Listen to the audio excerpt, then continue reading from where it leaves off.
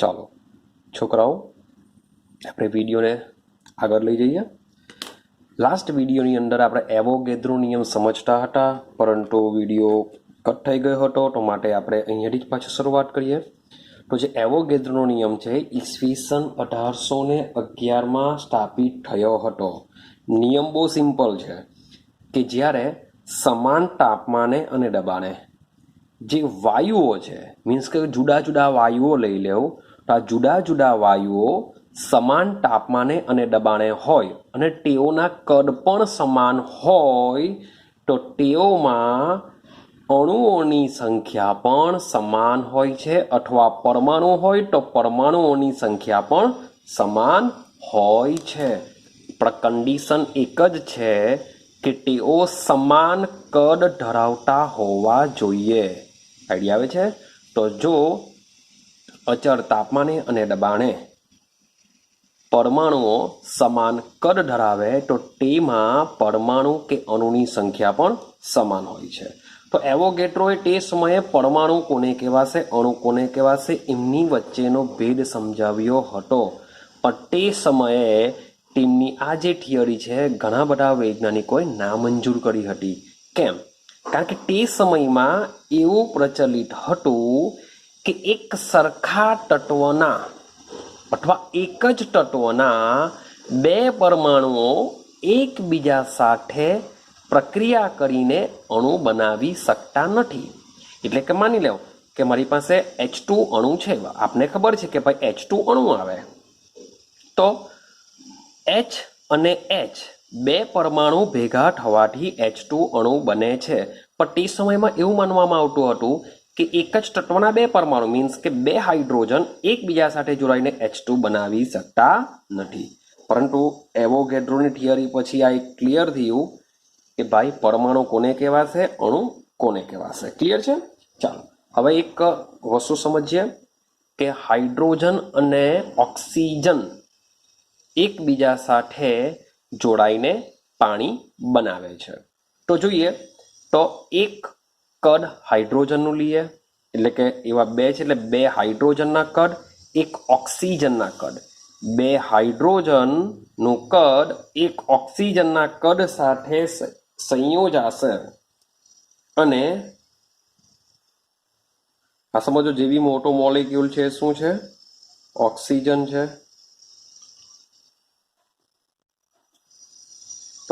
બે હાઇડ્રોજનના કદ, એક ઓક્સિજનનું કદ એકબીજા સાથે જોડાઈને પાણીનું બે કદ પાણી બનાવે છે.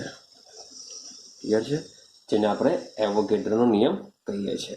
પણ તેમ છતાં પણ આ જે નિયમ છે એવોગેડ્રોનો તે સમયે ખૂબ જ પ્રચલિત થયો ન હતો. પરંતુ ત્યારબાદ 50 વર્ષ પછી, શબ્દો જોજો, 50 વર્ષ પછીની વાત ચાલે છે. મીન્સ કે આ જે નિયમ આપવામાં આવ્યો હતો ત્યાર પછીના 50 વર્ષ પછી ઈસવીસન 1860ની અંદર જર્મનીમાં કાર્લસરૂહેમાં મળેલી રસાયણ વિજ્ઞાનની પ્રથમ આંતરરાષ્ટ્રીય કોન્ફરન્સમાં એક ઠરાવ પસાર થયો હતો, જેમાં વૈજ્ઞાનિક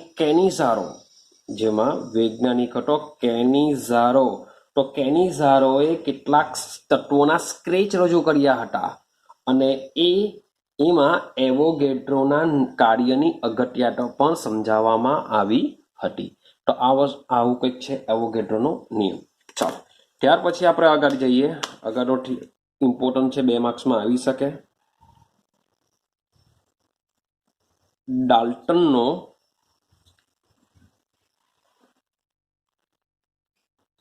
પરમાણ્વીય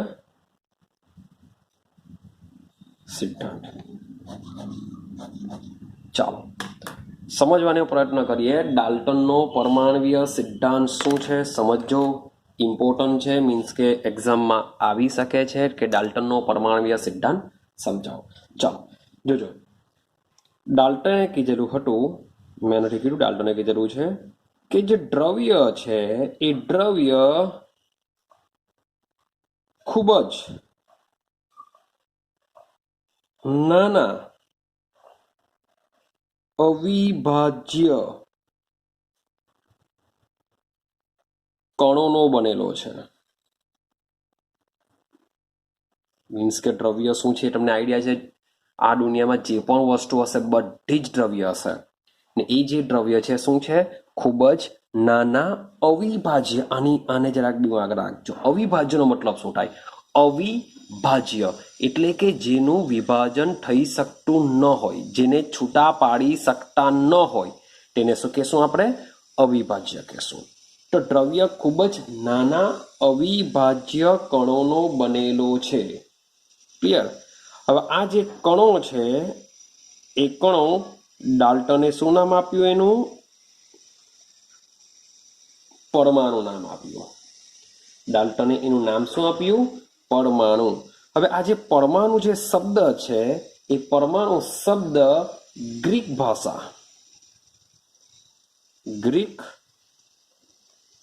ભાષામાંથી આવેલો છે. જે પરમાણુ શબ્દ છે ગ્રીક ભાષામાંથી આવેલો છે, અને ગ્રીક ભાષામાં પરમાણુને ઇંગ્લિશમાં એટમ કહેવાય છે. તો ગ્રીક ભાષામાં એટોમિયો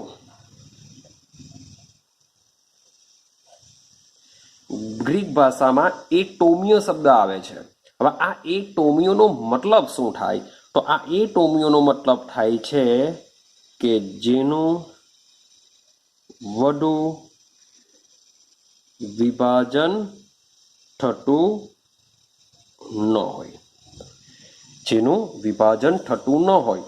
તો ભાઈ ડાલ્ટનને બી આઈડિયા છે કે જે દ્રવ્ય છે, દ્રવ્યનું હજુ વધુ વિભાજન થઈ શકતું નથી. ક્લિયર?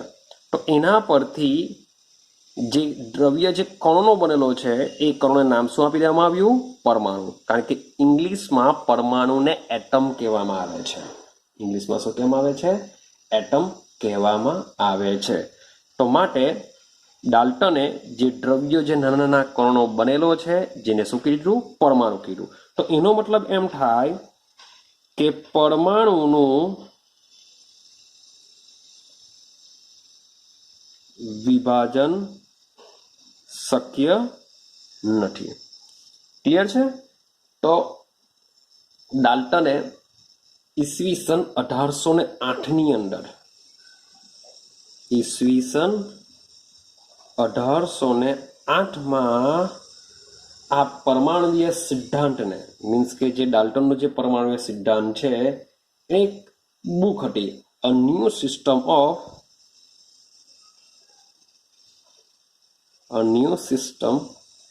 Of chemical. જૂની બુકમાં જર્નલ શબ્દ આપેલો હતો, પણ નવી બુકમાં આપેલું છે ફિલોસોફી.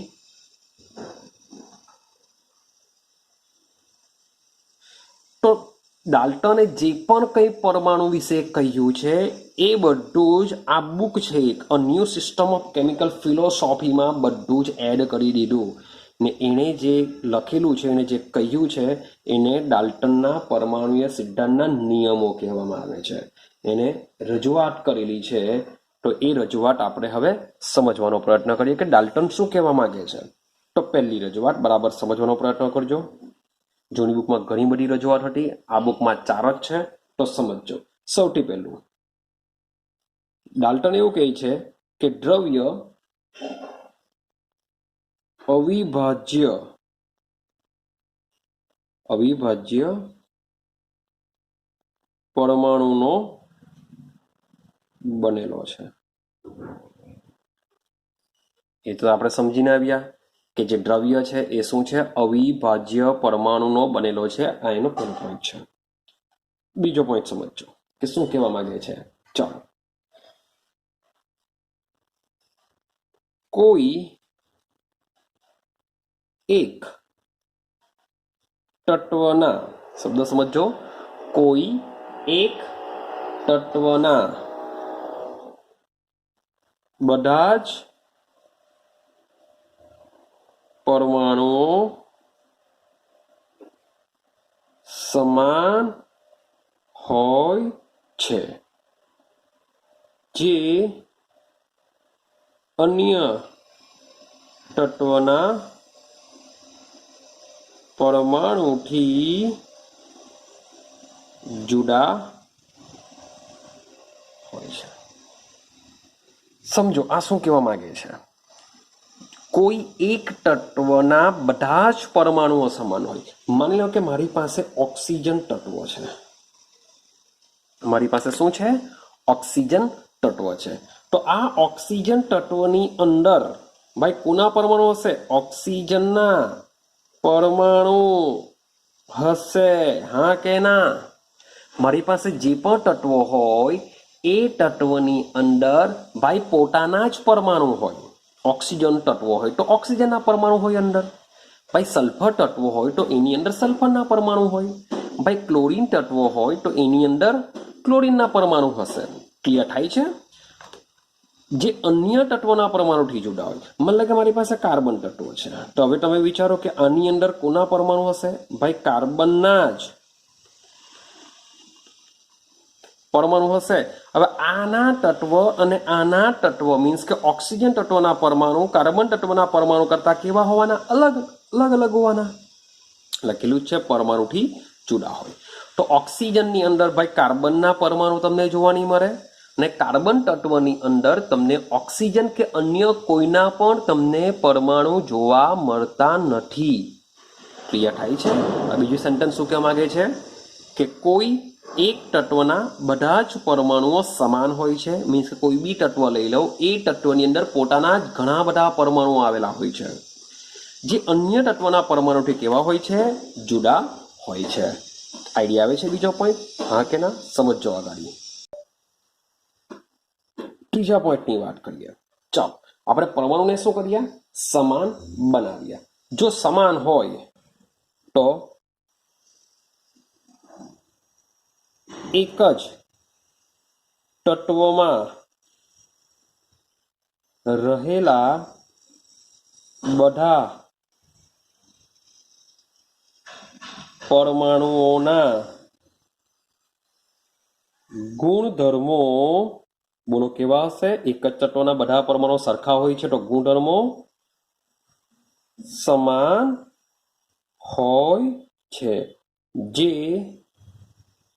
અન્ય તત્વોના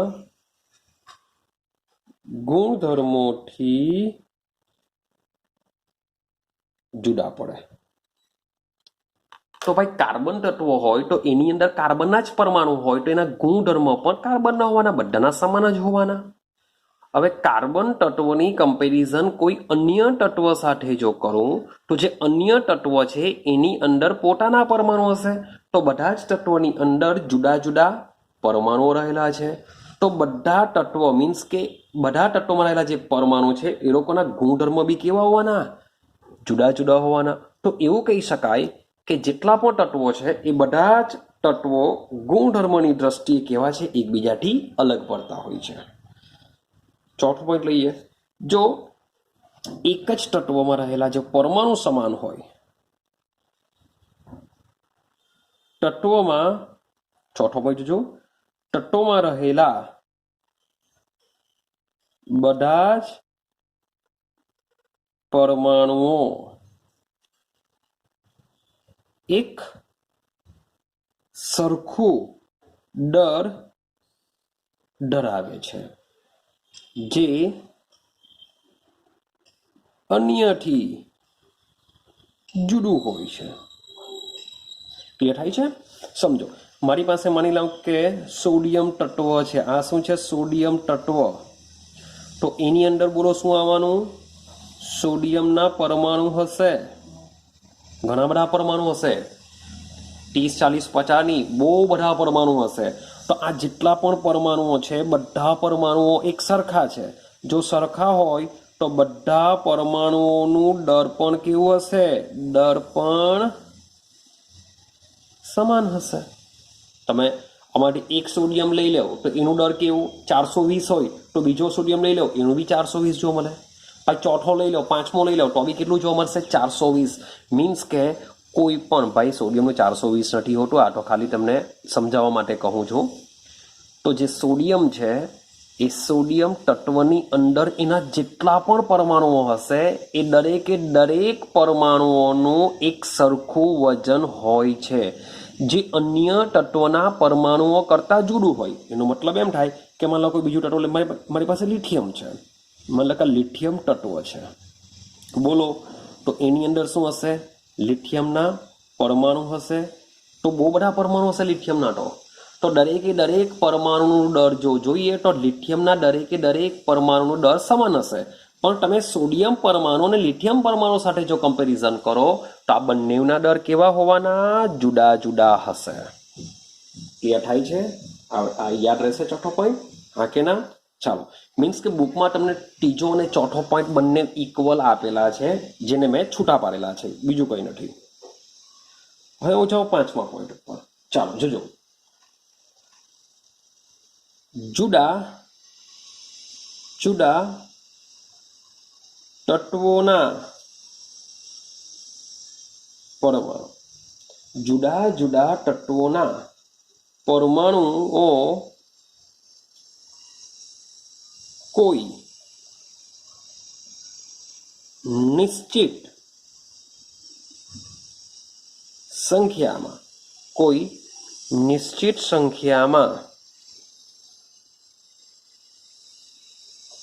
જોડાઈને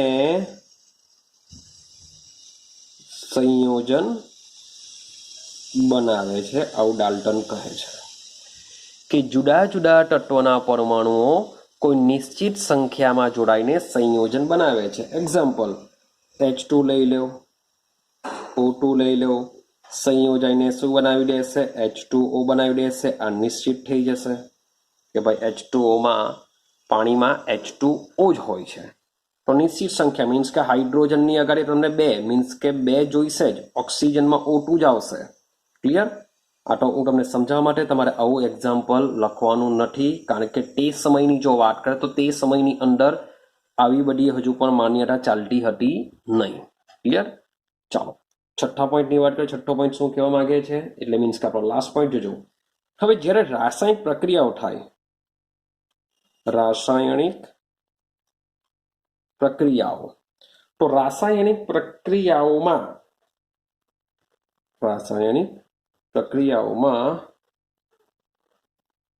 પરમાણુઓની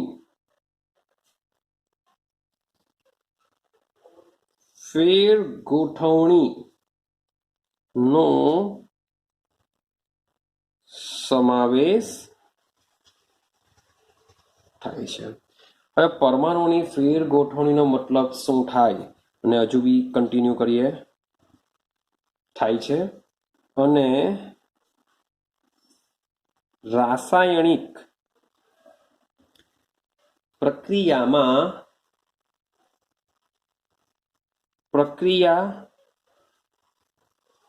દરમિયાન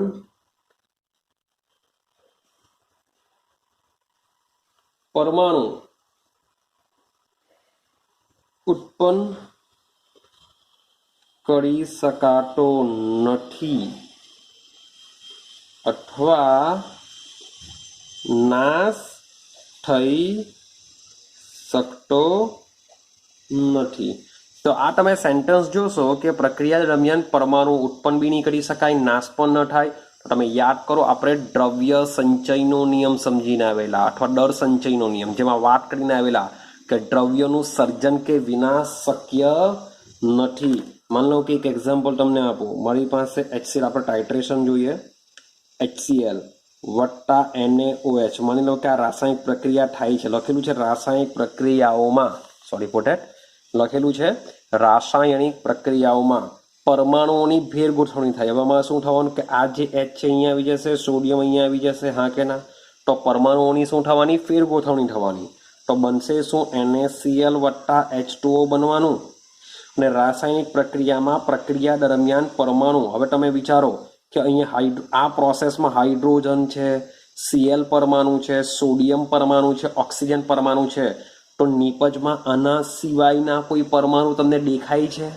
તો ભાઈ નથી દેખાતા. તો અન્ય કોઈ પરમાણુનું સર્જન થઈ શકતું નથી અને કોઈનું નાશ પણ નહીં થાય. મીન્સ કે ખરેખર પ્રક્રિયક અને નિપજમાં કેટલા પરમાણુ હશે તેને આપણે બેલેન્સ કરી દઈએ છીએ. માટે પરમાણુનો નાશ પણ નથી થતો અને પરમાણુ ઉત્પન્ન પણ થઈ શકતો નથી. જેને આપણે ડાલ્ટનનો નિયમ કહીએ છીએ. ક્લિયર થાય છે? તો આ મેં 6 પોઈન્ટ બનાવેલા છે, બુકમાં 4 જ પોઈન્ટ છે. તો આ 6 પોઈન્ટને આ રીતના યાદ રાખવા હોય તો બી યાદ રાખી શકો, અથવા બુકમાં તમે જે રીતના આપેલું છે તે રીતના બી તમે કરી શકો છો. ચાલો હવે આપણે આગળ જઈએ. આગળનો પોઈન્ટ છે આપણો પરમાણવીય અને આણવીય દળ. ચાલો હવે આને સમજીએ.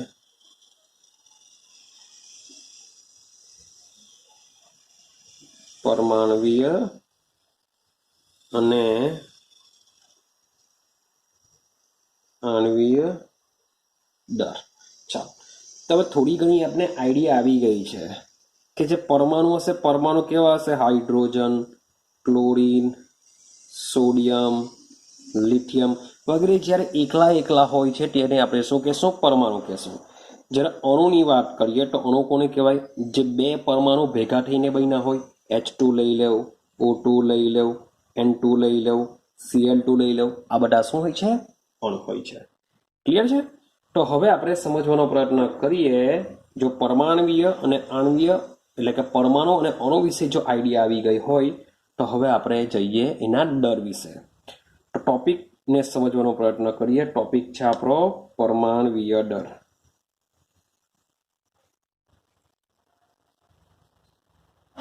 તો આ જે ટોપિક છે, ટોપિક પર તમને હમણાંથી જ કહી રાખું કે ગોખાગોખ કરવા નહીં જતા.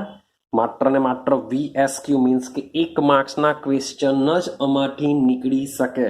આખી થિયરી આવી કોઈ આવતી નથી, અને કયા ક્વેશ્ચન આવી શકે છે એ પણ હું તમને કહી દેવા માટે થોડુંક વિચારજો. ગોખાગોખ કરવા નહીં જતા. ચલો સમજો. વાત કરીએ છીએ પરમાણવીય દળ. હવે આપણે 6થા ધોરણમાં એક પ્રયોગ કરેલો, યાદ હોય તો મેં તમને આગળ બી સમજાવેલો. માની લો કે આ એક લાકડી છે, લાકડી પર આપણે શું કરીએ છીએ? બે બલૂન ગોઠવી દઈએ છીએ, હા કે ના? બધા બેલેન્સિંગ છે. પણ જો આમાં હું એક ટાંકડી ગોચી દઉં તો કંઈક આ મુજબની કન્ડિશન થઈ જશે, હા કે ના? તો આના પરથી તમે શું શીખેલા કે ભાઈ હવાને શું હોય? ડર હોય છે. મીન્સ કે જે વસ્તુ દેખાતું નથી તેને પણ ડર હોય છે. હવા મીન્સ કે એ પણ દ્રવ્ય જ છે. તો એનો મતલબ એમ થાય કે દ્રવ્યને ડર છે. તો દ્રવ્ય આપણી બોડીનું ભાઈ વજન છે, તો આપણી બોડીનું વજન શાને લીધે હોવાનું? તો આપણી બોડીની અંદર જે હાડકાં છે, જે કોષો છે, જે પેટાકોષો, જે મીન્સ કે જે બી કંઈ વસ્તુ આપણું શરીર જેનું બી બનેલું છે એ બધાનું પણ શું હોય છે? ડર હોય છે. તો વિચારો, દ્રવ્યનું ડર છે એનો મતલબ શું થાય કે દ્રવ્ય જેનું બનેલું હશે એનું પણ શું હોવું જોઈએ? ડર હોવું જોઈએ. તો દ્રવ્યનો ભાઈ પાયાનો ઘટક, મુખ્ય ઘટક પરમાણુ છે. મીન્સ કે દ્રવ્ય શાનું બનેલો હોય છે? તો પરમાણુનો બનેલો હોય છે. જો દ્રવ્યને ડર હોય તો એનો મતલબ એમ થાય કે પરમાણુને પણ શું હોય છે? ડર હોય છે. પરમાણુને પણ શું હોય છે? ડર હોય છે.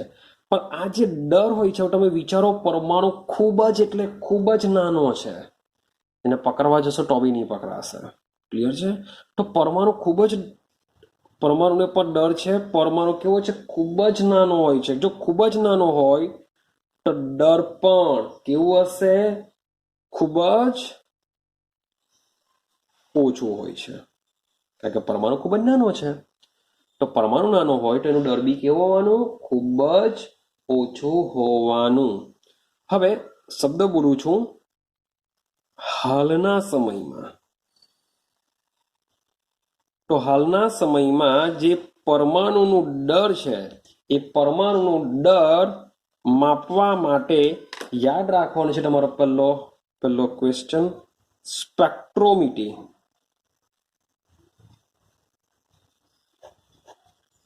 તો પરમાણુનું ડર માપવા માટે કયા સાધનનો ઉપયોગ થશે? ડર સ્પેક્ટ્રોમીટરનો ઉપયોગ થાય છે. અહીંયા આગળ ડર લખી દઉં ભાઈ,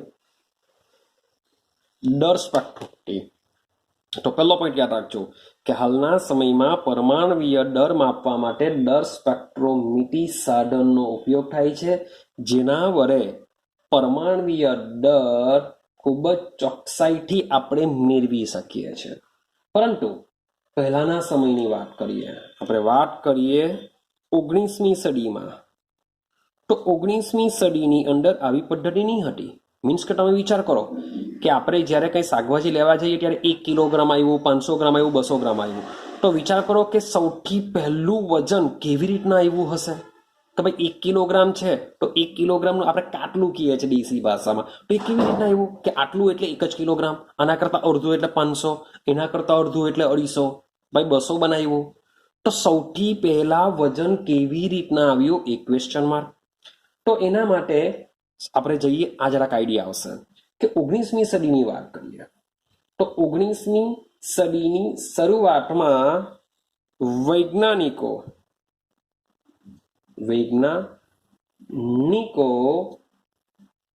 એક પરમાણુનું દર બીજા પરમાણુના સાપેક્ષમાં નક્કી કરતા હતા. એટલે કે મીન્સ કે એકનું ખબર હોય એનો ઉપયોગ કરીને શું કરતા હતા, બીજાનું નક્કી કરતા હતા.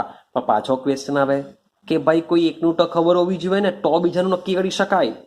તો ભાઈ એ લોકોએ પોતાની રીતે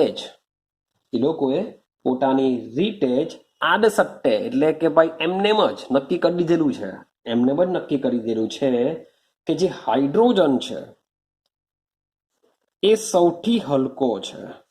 પહેલા નંબર પર આવે છે સૌથી હલકો છે, તો એનું જે પરમાણવીય દર છે એ આપણે 1 ગણવું. મીન્સ કે માપવામાં એવું કંઈ નથી આવ્યું કે હાઇડ્રોજન દર માપી શકેલા તે સમયે, પણ એ લોકોએ એમ જ નક્કી કરી દીધેલું હતું કે હાઇડ્રોજન છે એ હાઇડ્રોજનનું પરમાણુય દર આપણે શું ગણવું, 1 ગણવું. અને આનો ઉપયોગ કરીને આપણે બીજા તત્વોના પરમાણુના પરમાણુય દર ગણતા હતા. ક્લિયર છે? ચાલો, પરંતુ હાલની પરિસ્થિતિની વાત કરીએ. હાલમાં જે પરમાણુય દર શોધવાની પદ્ધતિ છે, હાલની પદ્ધતિમાં કાર્બન 12 ને પ્રમાણિત ગણીને બીજા તત્વોના પરમાણુય દર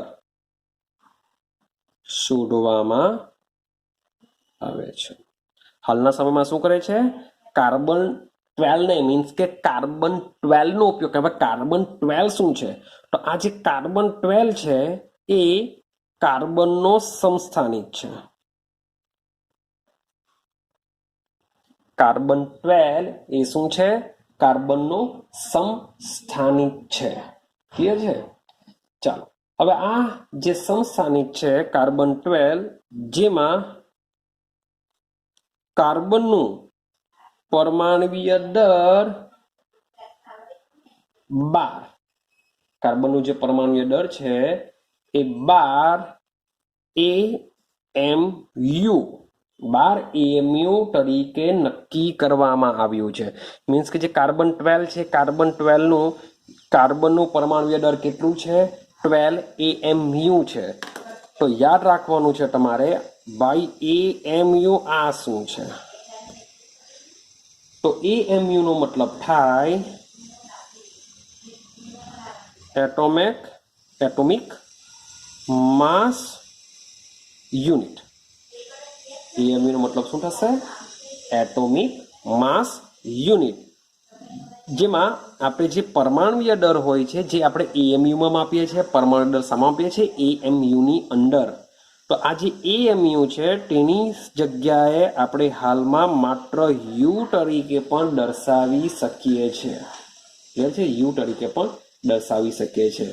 તો એની વ્યાખ્યા શું આવશે, તો વ્યાખ્યા આવશે કે તે કાર્બન 12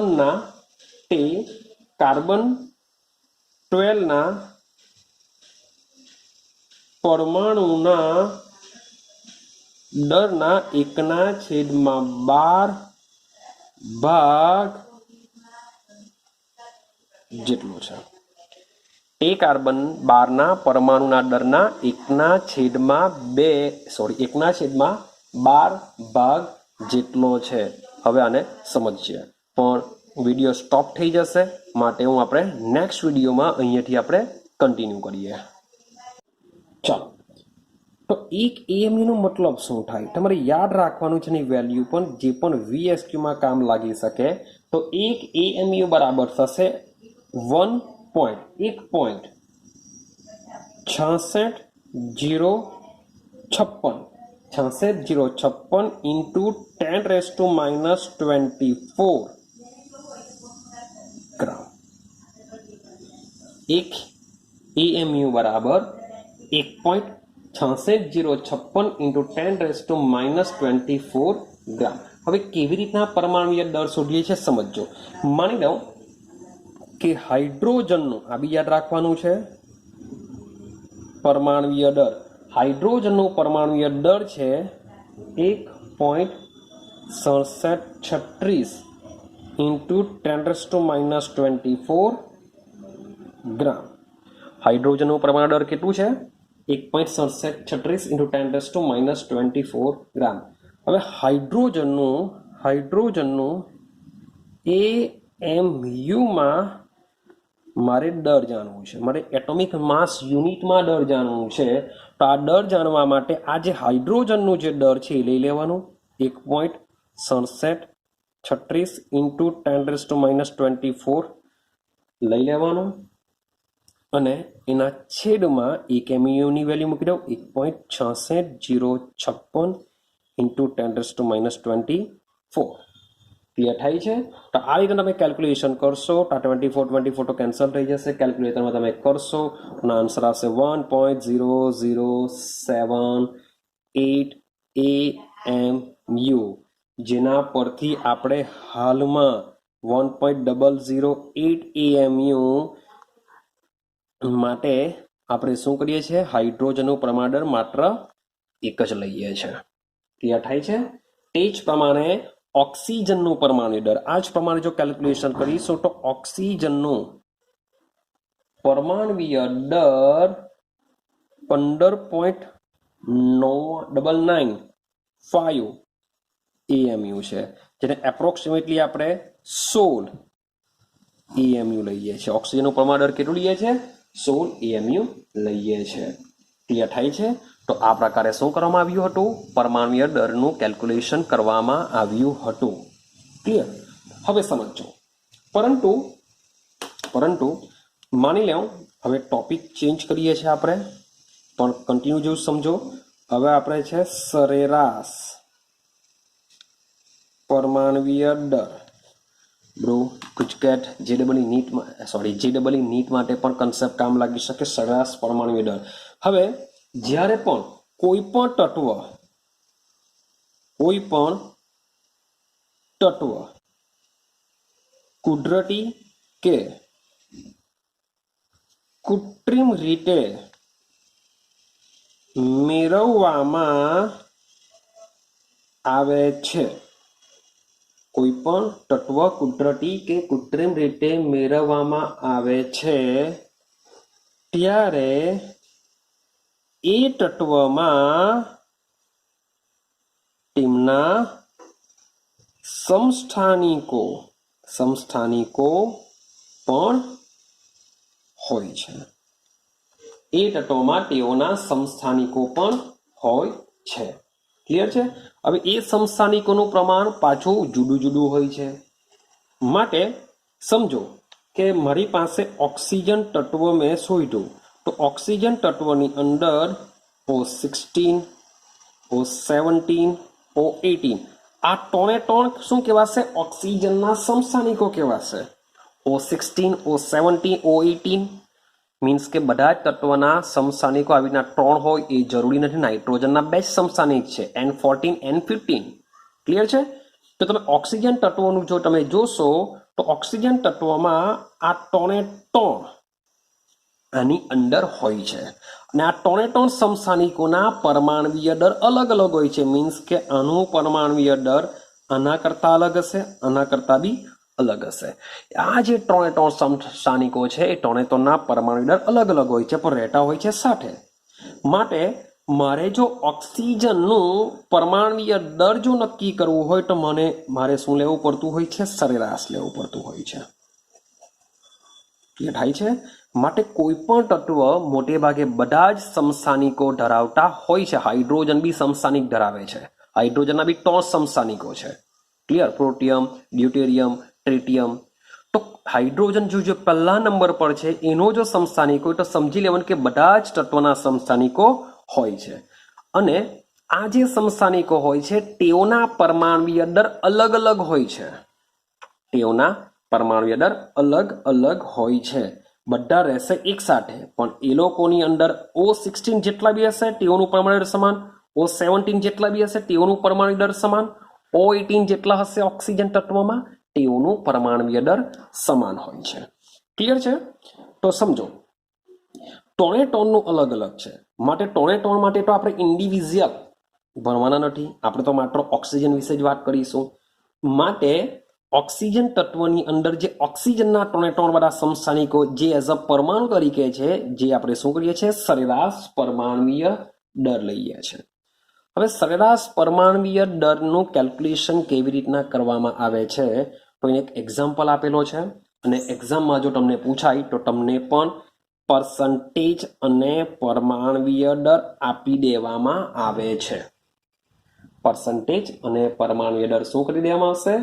આપી દેવામાં આવશે. ક્લિયર છે? તો તમારી બુકમાં તમે ચેક કરશો, કાર્બનનું એક્ઝામ્પલ આપેલું છે. આપણે બી કાર્બન લઈએ, C12, C13, C14. મીન્સ કે કાર્બનની વાત કરીએ તો કાર્બનના 3 સમસ્થાનિકો છે.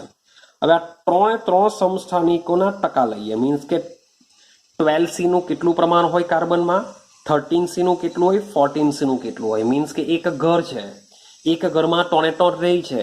3 જે 3 રૂમ છે એમાંથી કોનો રૂમ મોટો છે, કોનો નાનો છે, કોનો એકદમ નાનો છે તેને સમજવાની વાત કરીએ તો સમજો સૌથી વધુમાં વધુ પ્રમાણ કાર્બનમાં ધરાવે છે 98, 89, 2. મીન્સ કે 100%માંથી આટલો ભાગ તો આ જ રોકી લે છે, અને તેનું પરમાણ્વીય દર હોય છે 12. 13ની વાત કરો, એ ભાગ રોકે છે 1.108 જેટલો, 1.108 જેટલો ભાગ રોકે છે. એનો પરમાણ્વીય દર હોય છે 13.00335 જેટલું હોય છે. ક્લિયર? અને જે 14C ની વાત કરીએ, એ 14C નું કાર્બનમાં પ્રમાણ કેટલું હોય? 2 × 10⁻10 હોય છે. 2 × 10⁻10, કે જેનું પ્રમાણ દર કેટલું હોય? 14.00317 જેટલું એનું પરમાણ્વીય દર હોય છે. તો જ્યારે બી એક્ઝામમાં જો આવું કંઈક પૂછાય તો તમને આ બંને વસ્તુ અને આ પણ આપી દેવામાં આવશે. તો સૂત્ર શું કરીશું? તો સરેરાશ જ્યારે બી આવું હોય તો કોઈ પણ તત્વનું શું લેવામાં આવે છે? સરેરાશ પરમાણ્વીય દર જ લેવામાં આવે છે. તો સરેરાશ પરમાણ્વીય દર માટે શું કરીશું? આ ટકામાં આપેલું છે, ટકા માટે તમારે શું કહે? ટકાને કાઢી નાખવાના છે, માટે ભાગ્યા 100 કરશું. શું કરીશું? ભાગ્યા 100. જો ભાગ્યા 100 કરીએ મીન્સ કે 2 પોઈન્ટ આ બાજુ લાવો તો 0.98892. ક્લિયર? એની સાથે એનો આણ્વીય દર ગુણીકારો, એનો પરમાણુ દર ગુણીકારો. ક્લિયર? વત્તા આને બી શું કરો? ભાગ્યા 100 કરો. ભાગ્યા 100 કરશો એટલે 0.01108 ગુણ્યા એનો પરમાણુ દર કેટલું છે? 13.00335 કરી નાખો. વત્તા ચાલો આની સાથે 2 × 10⁻10 એટલે ભાગ્યા 100 કરો. ભાગ્યા 100 એટલે 10⁻2 ઉપર જશે તો 2 × 10⁻12 થઈ જશે. એની સાથે પણ એનું શું કરી નાખો? પરમાણુ દર ગુણીકારો. તો આ રીતના તમે કેલ્ક્યુલેશન કરશો તો તમને આનો આન્સર મળશે 12.011U. ક્લિયર છે? આ કોનું છે? કાર્બનનું સરેરાશ પરમાણુ દર. માટે જ આપણે કાર્બનના પરમાણુય દરને કેટલું લઈએ છીએ? 12 લઈએ છીએ. માટે જ આપણે કાર્બનના પરમાણુ દરને શું કરીએ છીએ? 12 લઈએ છીએ. તો અહીંયા તમારે શું કરવાનું છે? થોડાક પરમાણુઓ કે જેનો ઉપયોગ આપણે કેમેસ્ટ્રીમાં વારંવાર કરવો પડશે, એના પરમાણ્વીય દળ તમારે શું કરવા પડશે? યાદ રાખવા પડશે. તો એ પરમાણ્વીય દળ થોડાક તમને આપી દઉં છું, એના પર તમારે શું કરી દેવાના? યાદ કરી લેવાના. ચાલો સમજજો અને મેમરાઇઝ કરતા જજો કે જે હાઇડ્રોજન છે, હાઇડ્રોજનનું પરમાણ્વીય દળ 1 યુનિટ લેશું આપણે, એટલે કે 1 ગ્રામ જેવું લેશું. શું લેશું? 1 ગ્રામ. સેમ ઓક્સિજન લઈ લેવું 16. હું એવા જ તમને આપા કે જેનો ઉપયોગ વારંવાર થશે. સોડિયમ લઈ લઉં 23, સોડિયમ 23.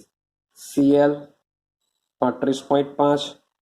પોટેશિયમ લઈ લઉં 39 આવશે. સલ્ફર લઈ લઉં 32 આવશે. રેડી છે? ચાલો ત્યાર પછી જઈએ આપણે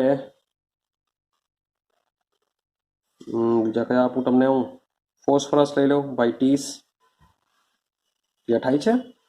તો મોટે ભાગે આ જે બધા તત્વો છે એના પરમાણ્વીય દળ તમારે શું કરવાના છે? યાદ રાખવાના છે. કાર્બન આપણે રહી ગયું, કાર્બન શું હોય છે? 12 હોય છે. નાઇટ્રોજન કેટલું હોય છે? 14 હોય છે.